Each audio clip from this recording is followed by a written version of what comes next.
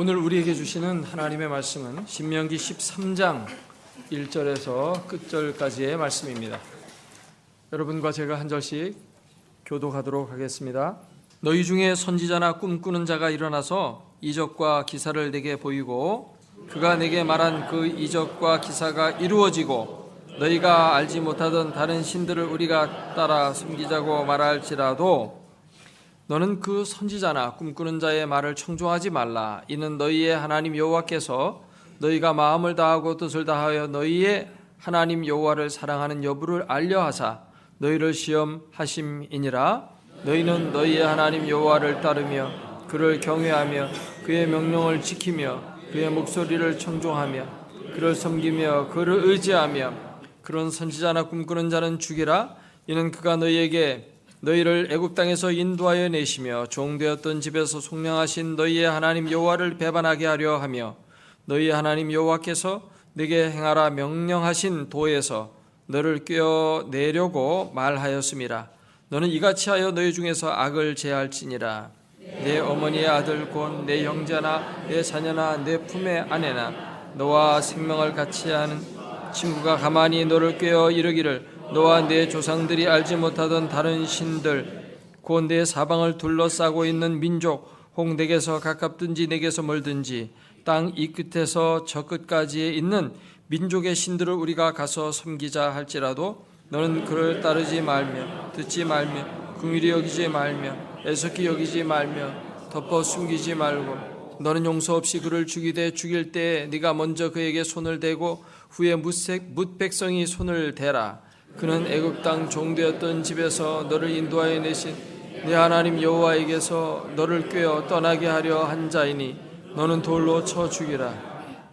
그리하면 온 이스라엘이 듣고 두려워하여 이 같은 악을 다시는 너희 중에서 행하지 못하리라. 내 하나님 여호와께서 네게 주어 거주하게 하시는 한 성읍에 대하여 네게 소문이 들리기를 너희 가운데서 어떤 불량배가 일어나서 그 성읍 주민을 유혹하여 이르기를 너희가 알지 못하던 다른 신들을 우리가 가서 섬기자 한다 하거든 너는 자세히 묻고 살펴보아서 이런 가증한 일이 너희 가운데 있다는 것이 확실한 사실로 드러나면 너는 마땅히 그 성읍 주민을 칼날로 죽이고 그 성읍과 그 가운데에 거주하는 모든 것과 그 가축을 칼날로 진멸하고 또 그 속에서 빼앗아 차지한 물건을 다 거리에 모아놓고 그 성읍과 그 탈취물 전부를 불살라 내 하나님 여호와께 드릴지니 그 성읍은 영구히 폐허가 되어 다시는 건축되지 아니할 것이라. 너는 이 진멸할 물건을 조금도 내 손에 대지 말라.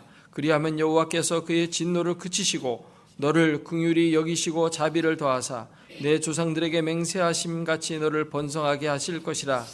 내가 만일 내 하나님 여호와의 말씀을 듣고 오늘 내가 네게 명하는 그 모든 명령을 지켜 내 하나님 여호와의 목전에서 정직하게 행하면 이같이 되리라. 아멘.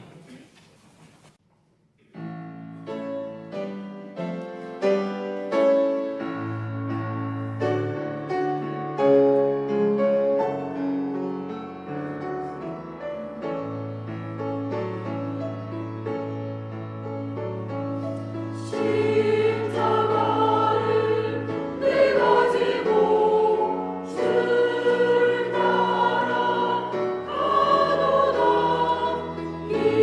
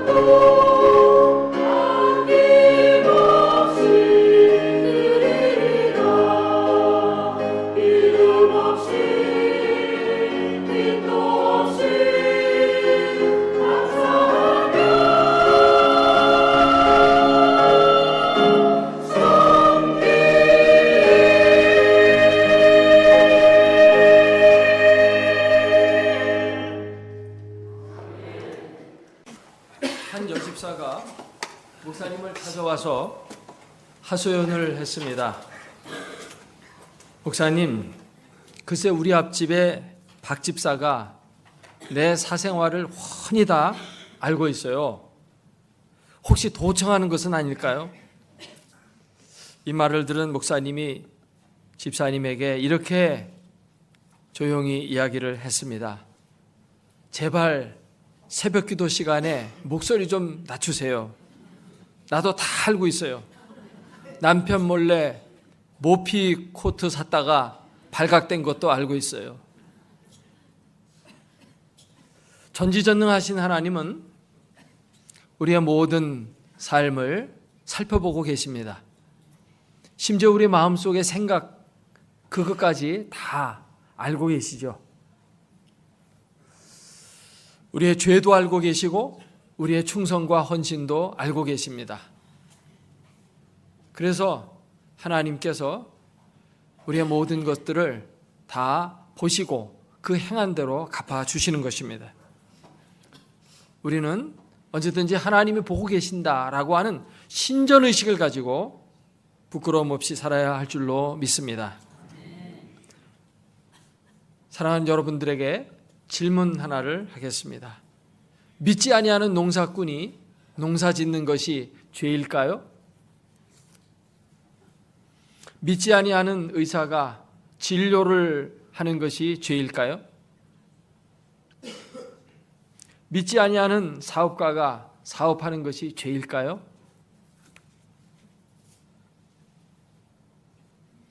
우리는 이런 질문을 받을 때 먼저 생각하는 게 뭐냐면 그 행동이 어떠하냐라는 것을 보고 판단을 합니다. 그런데 성경에서는 죄에 대해서 얘기할 때 이것을 관계 개념으로 먼저 보는 것입니다. 하나님과 관계가 있으면 그것은 의로운 것이고 하나님과 관계가 없는 것은 죄악된 것입니다. 왜냐하면 하나님은 의 그 자체이기 때문입니다. 하나님은 선 그 자체이기 때문에 하나님과 무관한 것은 악이 될 수밖에 없고 그것은 죄가 될 수밖에 없다고 하는 사실입니다. 그래서 하나님을 떠나서 어떤 일을 할 때 그것은 자연스럽게 하나님을 떠난 것이 죄이기 때문에 그것이 죄의 열매로 맺어질 수밖에 없다는 사실입니다. 그래서 믿는다고 하는 것이 참으로 가장 중요한 것입니다. 로마서 14장 말씀을 보면 믿음을 따라 하지 아니하는 모든 것이 다 죄라고 말씀하고 있습니다. 요한복음 16장 9절 말씀에도 죄는 예수 그리스도를 믿지 않는 것이라고 했어요. 이게 근원적인 것이고 무슨 어떤 행위 이전에 주님과의 관계가 바르게 되어 있지 않으면 자연스럽게 그것은 죄 가운데서 행하는 것이고 죄의 수준을 벗어날 수가 없다는 것이죠. 우리는 하나님과의 관계 속에서 모든 일들을 행하고 그 안에서 하나님의 나라를 이루어가야 할 그런 존재로 부름을 받았어요. 하나님은 그런 목적으로 사람을 창조했습니다. 그런데 하나님을 떠나서 어떤 인간적인 방법으로 인간적인 목적을 따라서 어떤 일들을 행하게 되면 그것이 죄가 되는 것이죠. 창세기 11장에 보면 바벨탑을 쌓은 사람들의 그 행적이 나오는데 그들은 바벨이라는 곳에 가서 바벨탑을 높이 쌓았어요. 그들은 열심히 집을 지었습니다. 건축을 힘들이고 아주 설계를 잘하고 머리를 쓰고 노력을 기울이고 힘을 합쳐서 열심히 큰 건축물을 만들어 올렸습니다.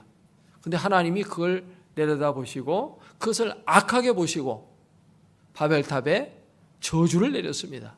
언어가 혼잡게 하는 그러한 저주를 내렸죠. 믿지 않은 사람이 집 짓는 거 그게 죄일까요? 하나님은 거기서 정죄하셨습니다. 믿음으로 하지 아니하는 공부, 믿음으로 하지 아니하는 사업, 믿음으로 하지 아니하는 모든 행동이 전부가 죄의 울타리를 벗어날 수 없다는 사실입니다. 여러분 믿습니까? 그렇기 때문에 우리는 무슨 일을 하기 이전에 먼저 하나님과의 관계를 바르게 해야 할 줄로 믿습니다. 죄 중에 죄, 그 중에 가장 큰 죄는 뭐냐 하면 하나님 이외에 다른 신을 섬기는 것입니다. 우상을 만들어 섬기는 것, 이것이 가장 큰 죄이죠. 십계명 가운데 제일 앞에 나오는 게 바로 이것입니다. 다른 신을 섬기지 말라는 것입니다. 오늘 본문 가운데 다른 신을 섬기게 하는 새 악한 영향력을 말씀하면서 그 악한 영향력으로 인해서 너희가 하나님을 떠나서 다른 신을 섬기거나 우상을 섬기게 되면 하나님의 무서운 심판이 임한다는 것을 말씀하고 있습니다. 그 세 가지가 무엇일까요? 오늘 본문은 세 단락으로 나누어져서 첫 번째로는 거짓 선지자의 기적을 통한 미혹이 있다는 것입니다. 그것 때문에 하나님을 버리고 딴 길로 갈 위험성이 있다는 것입니다. 두 번째는 혈육, 자기의 가족 때문에 하나님을 따르지 않고 이방신을 섬길 우려가 있다는 것을 말씀합니다. 세 번째는 다수가 글로 가니까 나도 그쪽 길을 따라가다 보니까 하나님을 떠나서 잘못된 길로 갈 수가 있다고 말씀합니다. 이 세 가지를 우리가 차례대로 살펴보기를 원합니다. 1절부터 시작되어지는 오늘의 본문 말씀은 거짓 선지자나 거짓 꿈꾸는 자가 나타나서 그 기적을 행하고 또는 어떤 예언해서 뭔가를 맞추고 하는 그러한 신통력을 발휘하여서 사람들을 미혹할 수가 있다는 것입니다. 우리가 기적하면 굉장히 우리가 희구하는 내용이죠. 그래서 하나님 앞에 기도하면서 하나님 제게 기적을 베풀어 달라고 합니다. 이 불치의 병이 고쳐지게 해달라고 말합니다.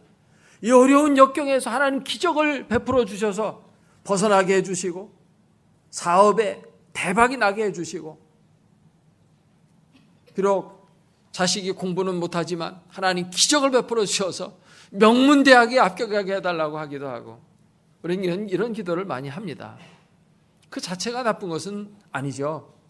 왜냐하면 성경에 보면 수많은 기적을 하나님이 자기 백성을 위해서 베풀어 주셨고 우리 하나님은 기적에 능하신 하나님이시기 때문입니다.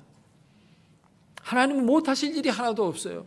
죽은 자도 살리시고 홍해도 가르시고 견고한 성벽도 그저 돌기만 해도 무너져 내리게 하고 찬송을 부르면서 전쟁에 나아가는데 총칼을 들고 마주 대항해 오는 대적을 능히 손쉽게 이길 수 있게도 하시는 그런 기적에 능하신 하나님이십니다. 성경에는 기적으로 가득 차 있습니다. 구약은 특별히 100세가 된 사람이 자식을 낳는 그런 희한한 기적이 기록되어 있고 신약에는 처녀가 결혼도 하지 않고 애를 낳는 기적이 기록되어지면서 하여튼 기적으로 가득 차 있어요. 기적을 빼면 기독교가 없어질 만큼 그렇게 많은 기적이 있어요. 하나님 안에는 기적이 풍성한 줄로 믿습니다. 기적 그 자체가 나쁜 것은 아니에요. 그런데 이 기적을 하나님만 행하는 것이 아니라 마귀도 행한다고 하는 게 이게 이제 문제의 발단이 되는 것입니다. 마귀는 하나님이 본래 천사로 천상에서 만들어 놓은 존재예요. 피조물입니다. 근데 그에게 하나님이 많은 권세를 주었거든요. 큰 능력을 주었는데 그러니까 자기가 능력을 갖고 있다 보니까 마치 하나님이나 된 양 하나님을 대적했어요. 그러다가 하나님부터 정죄를 받아서 땅으로 쫓겨나게 됐죠. 그래서 이 땅에 미혹하는 영이 역사를 하는 것입니다. 사람들은 기적하면 잘 넘어가거든요. 그러니까 귀신들이 혹은 마귀가 기적을 베풀므로 말미암아서 자기를 따라오게 해요. 그래서 기적을 무조건 따라가다 보면 잘못해서 마귀 따라갈 수 있습니다. 그렇죠? 우리 주변에서 그런 것들을 많이 봅니다. 무당이 막 막 춤을 추면서 막 구슬하고 칼을 휘두르고 하면서 그 병자를 고치는 걸로 봅니다. 또 뭐 점쟁이가 예언도 합니다. 근데 예언이 들어맞아요. 귀신이 귀신같이 알아맞혀요. 그래서 야, 여기에 진리가 있다 이렇게 생각할 수가 있다는 것입니다. 근데 자세히 알고 보면 결국은 다른 신을 섬기자고 하는 그런 미혹인 경우가 굉장히 많이 있기 때문에 기적에 대해서 조심해야 되는 것입니다. 이단들 가운데서 많은 그 이단들이 기적을 행해요. 문선명이 기적을 행했고 박태선이 기적을 행했고 병자를 고치고 그런 일들을 행하는 것을 보게 됩니다. 그렇지만 결국 그들은 뭡니까? 하나님에게서 떠나서 자기를 믿으라고 합니다. 박태선은 원래 장로였는데 기도를 많이 한 사람이었습니다. 그러다 보니까 하나님이 그에게 능력을 줬어요. 병을 고치는 신유의 능력을 주니까 병원 자들을 고치기 시작하니까 자기가 하나님이나 된 것처럼 착각을 하게 됐고 타락한 천사와 똑같이 타락하게 됐습니다. 그래서 자기가 하나님이라고 주장을 합니다. 그리고 내게로 와야만 구원을 받을 수 있다고 말합니다. 내게로 와야만 영생을 얻을 수 있다고 말합니다. 그래서 많은 사람들이 자기들의 재산을 팔아가지고 다 거기다 바치고 그걸로 들어갔어요. 신앙촌이라고 해가지고 덕소 쪽에다 어떤 신도시를 건설하면서 거기에 들어와서 살게 했습니다. 근데 결국 어떻게 됐습니까? 그들의 가정은 다 파괴가 됐고 그들의 교주였던 박태선은 죽고 끝났습니다. 자기도 죽고 살지 못하는 자가 어떻게 남들에게 영생을 줄 수가 있습니까? 영원한 생명을 주실 수 있는 분은 오직 죽음의 세력을 이기시고 부활하신 예수 그리스도, 천지만물을 창조하신 전능하신 하나님 외에는 사람에게 영생을 줄 수도 없고 천국을 줄 수도 없는 줄로 믿습니다. 뭐 조그만 기적이 있다고 해서 그거 따라가면 안 되는 것입니다. 그러니까 기적만 보지 말고 말씀을 잘 보아야 돼요. 그렇다고 해서 기적을 추구하지 말라는 건 아니에요. 정말 어렵고 힘들 때 하나님께 도움을 구하십시오. 앞에 너무나도 힘든 일이 있을 때 하나님께서 도와달라고 기도해야 되죠. 그러나 어떤 기적이 임한다고 해서 그걸 무조건 따라가서는 안 된다는 것입니다. 믿습니까? 그리고 특별히 거짓 선지자들은 하나님의 말씀을 거짓으로 자꾸만 변조해가지고 사람을 미혹합니다. 이게 현대의 많은 이단 가운데서 보여지는 내용들이에요. 그 대표적인 이단이 뭡니까? 신천지잖아요. 신천지 이론을 여러분들 잘 모르지만 거기 가면 만화를 그려가지고 이렇게 재밌게 가르칩니다. 그러니까 만화로 그리고 그림으로 그리니까 금방 보이기도 좋고 사람이 흥미가 있어서 보게 되거든요. 그러다 보면 거기에 그 논리에 말려들게 됩니다. 그 신천지에 대해서 제가 좀 공부해본 말을 말씀드리면 태초에 하나님이 천지를 창조하시니라 라는 첫 문장부터 바꾸기 시작합니다. 하나님이 천지, 천하늘이란 말이고 지는 땅이란 말이죠. 그 하늘은 뭐냐? 하늘은 목자를 말하는 것이고 땅은 일반 성도를 가리키는 것이다. 그렇게 해석을 합니다. 그러니까 첫 마디부터는 비유로 풀면서 들어가는 거예요. 근본적으로 하나님이 천지 만물을 창조하셨다는 역사성부터 부인하고 들어가요. 그러니까 성경 첫 구절부터 막 뒤바꾸기 시작하니까 성경 전체를 다 뒤바꿔 놓고 그걸 왜곡시키는 것입니다. 근데 모르는 사람은 그냥 따라가게 돼 있어요. 하나님의 영이 수면 위로 운행하셨다. 그 다음 말씀이 나오죠. 근데 수면 위라는 말은 문자적으로 보자면 물 위로 운행하셨다는 거거든요. 물이라는 건 뭐냐? 요한계시록에 보면 많은 민족 열방을 가리키는 것이라고 말씀하고 있어요. 음료가 많은 물 위에 앉아 있다. 거기서는 그런 뜻이에요. 그 요한계시록에서는. 근데 그걸 가지고 창세기 1장으로 갖고 와가지고 이 물이라는 것은 열방을 말하는 것이다 이거죠. 수많은 사람들 위를 성령이 운행하면서 빛을 찾아 헤매셨는데 그 빛은 뭐냐? 빛은 이만희라는 사람이다. 이만희를 찾아 성령이 헤맸다는 거예요.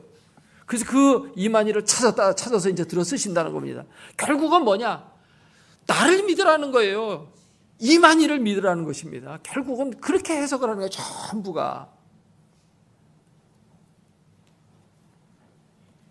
또 해와 달과 별이 어두워진다라는 말세의 징조를 해석하면서 해는 목자를 말하는 것이고 달은 전도자를 말하는 것이고 또 별은 성도를 말하는 거다. 전부가 뭐냐면 목자와 성도로 전부 거의가 그렇게 해석해요. 그러면서 그 목자를 해를 만나야 되는데 그 의의 태양을 만나야 되는데 그 태양이 누구냐? 이만이다. 자, 그러니까 전부 나를 믿어라는 것으로 전부 모든 성경을 그렇게 해석하는 것입니다. 그런데 성경에 보면 해가 목자를 말하는 게 아니고 시편 84편 1절에 보면 여호와는 해요 방패시라 이렇게 나와요. 그러면 그 해는 뭐를 가리키는 거예요? 하나님을 가리키기도 하잖아요. 그러니까 그때그때 문맥 속에서 뭘 가리키느냐를 잘 살펴봐야 되는 겁니다. 문맥을 떠나서 요한계시록에 있는 걸 가지고 창세기 갖고 와서 해석하고 창세기 말씀을 계시록에 가지고 와서 해석하고 이렇게 막 뒤죽박죽으로 해서 해석을 해가지고 자기에게 맞는 걸로 해석을 하게 되면 그럴듯하게 들려요. 그러나 결국에 가서는 뭡니까? 자기를 믿으라는 것입니다. 요한계시록에 특별히 그들은 전부 모든 것을 비유로 해석하면서 이 신천지로 와야만 구원받는다라고 말합니다. 선악과를 해석하는 것도 참 가관입니다. 선악과의 선악나무는 거짓 목자를 가리키는 거고 선악과 열매는 그 거짓 목자를 따라가는 성도들을 가리키는 거다. 생명나무는 참 목자를 가리키는 거고 생명나무 열매는 이 신천지에 속해 있는 성도들을 가리키는 거다. 그렇게 해석을 합니다. 그래서 에덴 동산의 존재를 부인하고 거기서 인간의 죄가 시작되었는데 그런 걸 다 부정하는 것입니다. 거기에선 죄에 대한 교리도 없고요. 무조건 나를 믿어야만 구원받는다는 거예요. 전부가. 근데 아무 근거도 없이 생명나무가 이만희 자신을 가리킨다고 하는데 그걸 아멘하고 믿는 거예요. 그래서 어디에서 그 생명나무가 이만이라는 사람을 가리키느냐? 여러분 생각해 보세요. 그 생명나무가 신원제를 가리키는 겁니다. 여러분 믿습니까? 막 이렇게 하면 사람들이 이상하다 이러는데 자기가 기도하는 중에 산에서 기도하는 중에 하나님이 천사를 통해서 성경 말씀을 자기 입에 넣어줘서 성경 말씀을 자기가 받았다는 겁니다. 기도에 자기가 해석하는 건 진리라는 거예요. 근데 거기 신천지에 따라가게 되면 미혹하는 영이 역사해가지고 그걸 분별력을 잃어버려요. 그래가지고 저분이 말했다면 맞을 거야 이렇게 생각하고 생명나무는 이만이다. 그리고 이 선악나무는 이 세상에 있는 모든 기독교의 쉽게 얘기하면 목사들이라는 얘기인 겁니다. 전 세계적으로 목사가 얼마나 많겠어요. 예? 수백만 명이 되거든. 그들을 다 전부 그건 선악나무예요. 선악과. 그리고 딱 하나 생명나무. 근데 사실 성경을 보면 선악과는 하나고 생명나무는 많아요. 천국에. 에덴 동산에 많이 있어요. 예. 정반대로 해석하는 거죠. 그래서 따라서 하겠습니다. 성경은 문맥 속에서 봐야 되고 총체적으로 봐야 된다. 전체를 볼 줄 알아야 돼요. 한쪽만 보면은 우물안 개구리가 되는 거예요. 개구리는 구덩이만 보잖아요. 그러니까 세상이 넓다는 걸 모르는 겁니다. 성경 전체를 봐야 되는데 어떤 한 구절만 봐요. 그리고 어떤 비유로 해석하기 때문에 비유로 해석하면은 그냥 갖다 붙이기 나름입니다. 태양을 자기라고 그러고 전혀 그렇지 않거든요. 별을 성도라고 그러는데 사실 보면 성경에 보면 별이 요한계시록에 보면 사실은 목자를 가리켜요. 또 거기는 일곱 뼈를 손에 붙잡고 계시고 일곱 촛대를 붙들고 계신 분, 그 예수 그리스도가 그렇게 나오잖아요. 그게 주의 사자들을 말하는 것이라고 성경에 나오잖아요. 거기서는 또 그걸 또 뒤바꿉니다. 그러니까 바꾸니까 뭔가 좀 희한하게 들리고 재밌게 들리는 건 사실이에요. 늘 예수 잘 믿어야 된다, 그리스도밖에는 구원이 없다, 막 이렇게 얘기하는 거 듣다가 막 뒤바꿔 얘기하니까 참 재밌네 하고 따라가다가 마귀의 밥이 되는 것입니다.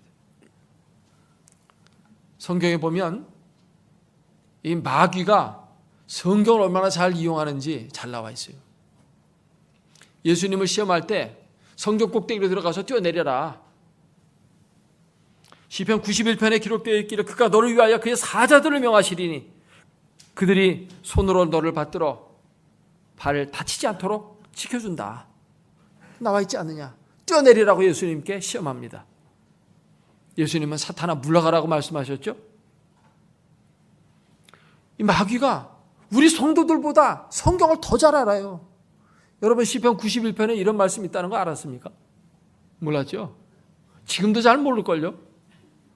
귀신은 귀신같이 알고 있어요. 그렇기 때문에 참 이단에게 넘어가기 쉬운 겁니다. 그러나 우리 기독교 2000년의 역사를 쭉 한번 보세요. 이단들이라고 해서 나타났던 사람들은 잠깐 몇십 년 동안 반짝하다가 다 없어졌잖아요, 지금까지. 근데 수많은 사람이 그 이단들을 따랐다는 사실이에요. 그러니까 나도 이단에 빠질 수 있다, 그런 생각을 가져야 됩니다. 그러나 이단의 수명은 길지 않다. 왜냐하면 거짓 진리이기 때문에. 그러나 기독교 역사의 2000년 동안 정통 교단의 교리는 지금까지 변함없이 쭉 내려오면서 교인들끼리 서로 시험 들어 싸우기도 하고 뭐 이런 일들은 있긴 있지만은 그래도 큰 물줄기는 변함이 없잖아요. 그 가운데 서야 되죠.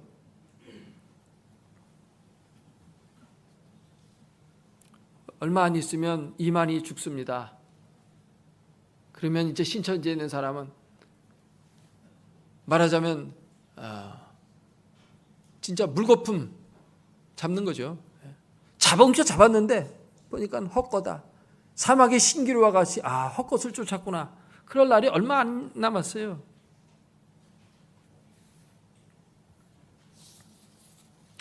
오늘 본문 말씀에서 두 번째 하나님이 경고하시는 것은 뭐냐면 하나님보다 혈육을 더 따르지 말라는 것입니다. 오늘 6절 말씀에 보니까 내 형제나 자녀나 내 품의 아내나 너와 생명을 함께하는 친구가 너희를 꼬여서 다른 신을 섬기자고 하면 그를 쳐 죽이라고 했습니다. 여러분, 가족은 하나님이 주신 귀한 축복의 선물입니다. 가정을 누가 만들었습니까? 하나님이 만들었어요. 가정이 나쁜 게 아닙니다. 하나님이 지으신 바는 다 좋은 거예요. 아담과 하와를 짝지어서 한 가정을 만들어주신 분은 하나님이십니다. 사람이 좋아서 결혼하기 이전에 하나님이 먼저 하와를 만들어서 가정을 만들어주신 분이에요.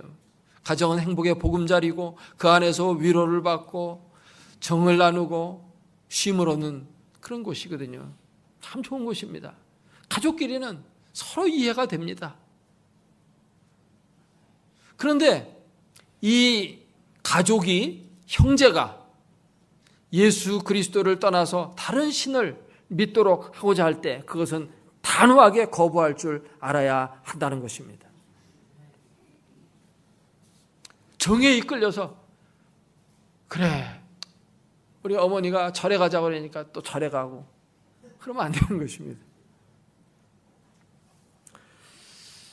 20세기에 젊은 지성인들에게 가장 큰 영향을 미쳤던 사람은 스위스에서 라블이라고 하는 공동체를 만들어 섬겼던 프란시스 셰퍼라는 사람입니다. 그의 아버지는 믿지 않았어요. 그러나 셰퍼는 신앙생활을 했었는데 그가 하나님의 부름을 받아서 목사의 길로 가려고 신학교에 입학한다고 하니까 아버지가 결사 반대합니다. 그래서 도저히 어쩔 수가 없어서 짐을 싸들고 집에서 나올 수밖에 없었는데 나가는 아들을 향해서 나는 네가 목사가 되고 그 길로 가는 길을 원치 않는다. 또 얘기하시는 겁니다. 그러니까 자식의 마음이 부모님 마음을 아프게 해드리니까 너무 괴로운 거예요. 그래서 하나님 제가 목사가 안 되고 하나님 섬기면 안 됩니까? 하고 다시 골방에 들어가서 또 기도를 합니다. 근데 역시 하나님이 나는 너를 목사로 부른다는 것입니다. 나의 종으로 내가 너를 들어 쓰겠다는 것입니다. 그러면 제가 하나님의 시험을 한번 해보겠습니다. 동전을 던져서 안면이 나오면 그 길로 가라는 줄 알고 제가 신학교에 입학하겠습니다. 동전을 딱 던졌는데 진짜 안면이 나왔어요. 이건 어쩌다 이렇게 될 수 있지 않습니까? 한 번 더 하겠습니다. 이번에 뒷면 나오면 제가 신학교 가겠습니다. 탁 던졌습니다. 탁 떨어졌는데 뒷면이 나오는 거예요. 하나님 3세판 합시다. 이번에 안면 나오면 정말 이제 제가 신학교 가겠습니다. 던졌는데 또 안면이 나와요. 벌써 마음으로도 그렇게 하나님 부르심이 있었고 또 이렇게 증거까지 보여주는데 도저히 어쩔 수가 없어서 아버지에게 제가 신학교에 입학해야 되겠습니다 하고 결국 집을 나가게 되죠. 아버지는 화를 내면서 그 대신 내가 등록금 한 학기 등록금은 내가 대주지만 그 다음부터 1절 안 대주니까 네가 알아서 벌어서 학교 다니든지 말든지 하라고 그러면서 절교를 선언했어요. 그때부터 본격적으로 아버지의 영혼 구원을 위해서 기도를 시작하고 그렇게 했는데 얼마 안 돼서 아버지가 예수 그리스도를 믿게 됐습니다. 할렐루야. 그리고 그는 하나님이 들어쓰시는 위대한 신앙의 인물이 됐죠. 20세기를 빛냈던 가장 위대한 목사요 영적 지도자가 됐습니다. 지금도 한국에도 그 라브리가 있어요. 강원도 쪽에 라브리를 이제 거기 가서 배워가지고 라브리 공동체 만드는 그런 한국에도 영향을 미쳤는데요. 결국 그리스도인들이 신앙생활을 하려면 믿음의 조상 아브라함의 길을 따라가야 돼요. 하나님의 믿음의 조상 아브라함을 부를 때 어떻게 불렀습니까? 너는 네 고향과 친척과 아버지의 집을 떠나서 내가 너에게 지시할 땅으로 가라고 했습니다. 고향도 떠나라, 친척도 떠나라, 아버지의 집도 떠나라. 그거 못 떠나면 신앙생활을 못하는 것입니다. 만약 아브라함이 그거 못 떠났으면 믿음의 조상이 되지 못했고 이스라엘 민족을 형성하지 못했을 겁니다. 하나님이 보이시는 더 큰 축복을 향해서 영원한 하나님의 나라를 향해서 때로는 혈육도 버리고 떠나야 될 때가 있어요. 그러나 버리고 떠나면 하나님이 그 혈육을 축복해 주십니다. 다 그 가정 구원해 주시고 오히려 더 큰 축복을 받게 해 주시는 줄로 믿습니다. 이러한 결정을 하는데 제가 참고가 될 만한 예화를 하나 드리겠습니다. 제가 어떤 글에서 읽은 건데 한 재미교포 청년이 있습니다. 이 청년이 미국에서 공부를 잘 마치고 외교관이 되기 위해서 외교관 시험을 봤어요. 시험에 합격했습니다. 마지막 이제 면접만 남았습니다. 면접하는데 면접관이 그에게 묻는 것입니다. 당신이 이제 외교관이 되어서 미국과 한국 사이에 서로 의견이 대립될 때 너는 한국 사람이지만 미국 시민권을 가진 사람이야. 그리고 미국 외교관이야. 그때 너는 미국 편 들을 거야? 한국 편 들을 거야? 이렇게 묻는 것입니다. 여러분은 어떻게 하겠습니까? 입장이 난처합니다. 이때 그는 교회에서 성경 말씀을 통해 배운 것이 생각이 났습니다. 어떤 것을 따르기보다 진리를 따라야 되겠다라는 거죠. 그래서 이렇게 대답했어요. 저는 미국 편이라 혹은 한국 편을 들지 않고 정의와 진리의 편에 서서 외교관이 되겠습니다 라고 말했어요. 그랬더니만 면접관이 웃으면서 당신이 진리와 정의의 편에서 외교관 역할을 한다면 그것은 틀림없이 우리 미국에도 유익할 것이기 때문에 자네는 합격이야 라고 말했다고 하는 것입니다. 항상 그렇습니다. 혈육 좋죠. 가족 사랑해야 되죠. 그러나 이것이 진리가 아니고 올바른 길이 아니라면 올바른 길로 가족을 이끌어야지 따라가서는 안 된다는 것입니다. 아멘입니까? 마지막 세 번째 말씀은 뭐냐 하면 어떤 불량배가 나타나서 벨리알의 아들이라고 성경 원문에는 되어 있는데 한 성읍을 미혹해버렸습니다. 그래서 다수가 그를 따르게 됐어요. 그때 하나님은 그 성읍을 진멸하라고 했습니다. 이것은 다수를 따라가지 말라는 얘기죠. 다 잘못된 신을 따라간다고 나도 덩달아 따라가면 안 되는 것입니다. 민주주의라고 하는 원리는 사람이 만들어낸 이 제도 가운데 가장 탁월한 제도죠. 그래서 세상의 모든 나라들은 다 민주주의를 채택하고 있습니다. 공산주의도 민주주의예요. 북조선도 북조선 민주주의 인민공화국이에요. 민주주의예요, 북한도. 그러니까 공산주의가도 다 민주주의를 따르는 것은 뭐냐면 이것은 철저한 인본주의인데다가 또 다수결의 원리를 따르거든요. 그런데 이 다수결의 원리 이게 문제가 될 수 있다는 것입니다. 다수결로 하면 대부분은 문제가 없어요. 그게 대체적으로는 잘 처리가 됩니다. 그러나 다수결이 곧 진리는 아니라는 것입니다. 민주주의는 다수를 따르지만 기독교는 다수가 아니라 진리를 따른다는 거 차이가 있습니다. 독일의 히틀러 나치당이 다수결에 의해서 집권했고 다수의 투표에 의해서 세계 대전을 일으켰고 수많은 사람 수백만 명을 죽이고 유태인만 해도 600만 명을 무고하게 학살했습니다. 가스실에 보내가지고 질식사 시켜버렸습니다. 이런 악이 다수에 의해서 자행된다는 거 기억해야 됩니다. 한 성읍이 다 믿는데 그 숫자 그렇게 많이 믿는데 그 용인하면 안 된다는 것이죠. 다수라고 용인하면 안 돼요. 예수님은 다수결에 의해서 십자가에 달려 죽으셨습니다. 수많은 사람들이 예수를 십자가에 못 박으라고 외쳤어요. 안 된다고 외쳤던 예수님의 제자들 몇 사람은 그 소리가 들리지도 않습니다. 빌라도는 사람들의 다수의 말을 듣고 예수님을 십자가에 달아 죽인 것입니다. 이렇게 진리가 다수에서 희생될 수 있다는 사실 기억을 해야 하겠습니다. 그러므로 우리는 다수의 횡포에 저항할 수 있어야 됩니다. 차별금지법, 이 속에 아주 무서운 독소가 들어있습니다. 동성애자들을 인정해주고 동성결혼을 합법화시키고 그걸 위해서 그걸 광고하고 확장시키고 선전하기 위해서 매년 시청 앞에서 막 옷을 홀라당 벗고 막 축제하고 그런 거 막 붙이고 그러잖아요. 다수가 그렇게 따라가는 것입니다. 반대하는 사람은 소수예요.